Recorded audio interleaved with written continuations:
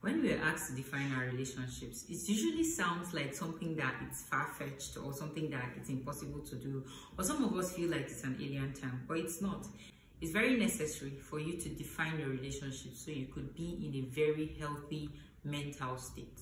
So your relationships are things that affect your mind, they affect your well-being, they affect your spiritual life, they affect every part of you. So you cannot afford to not have your relationships being healthy.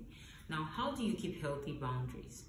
Some of you say things like, my relationship is defined, but you're talking to that person in the opposite sex, late into the night, every single day, intimate stuff and all. But then at the end of the day, you form emotional entanglement, you form emotional attachments, and then you end up wondering how you got here, you get hurt, and then you're back to square one. First, you should have this mindset that not everyone that comes into your life is there to have a relationship with you.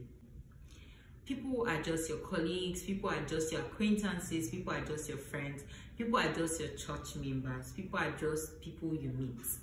So some of you, some people are your partner, some are people that are there to be your destiny helpers. So all of that is important for you to note.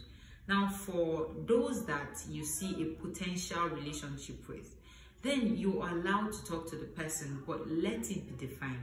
What does this person want? Does this person want to be this to me? Is this what the person wants? Is this what I even want? What am I exactly attracted to? Is it the fact that we talk every day? Have your set of friends, those that you could confide in. Please, for every lady, you should have a set of female friends that you could trust. That myth out there that there are no good female friends, I do not like keeping female friends, it is not true.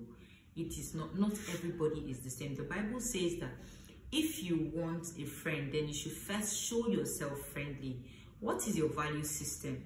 How do you find your friends? What the friends that you find, do they have the same value system as you?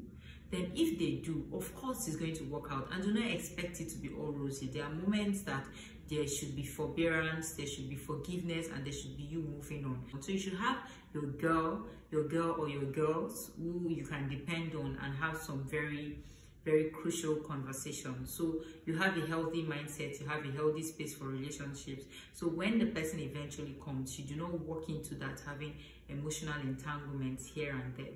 And do not mislead people. Most of you lead people on, and then in your mind you already know that you do not want this person in that way, but yet you just keep going and going and going, which is not a very kind thing to do. People are humans, they get hurt. So if you know that you do not want this from this person, please state it clear and do not lead the person on. You say you want something else, but you're acting the opposite direction. So if you know you do not want something more from this person, please do not talk to the person every day. Do not, because you already know this person likes you. And then keep talking to the person every day, because probably the person is an emotional support system for you.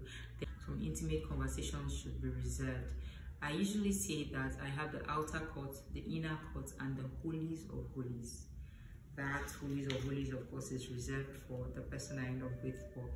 For those in the outer court, there's a level of communication we have, and then for those in the inner court, there's also a level of communication you have.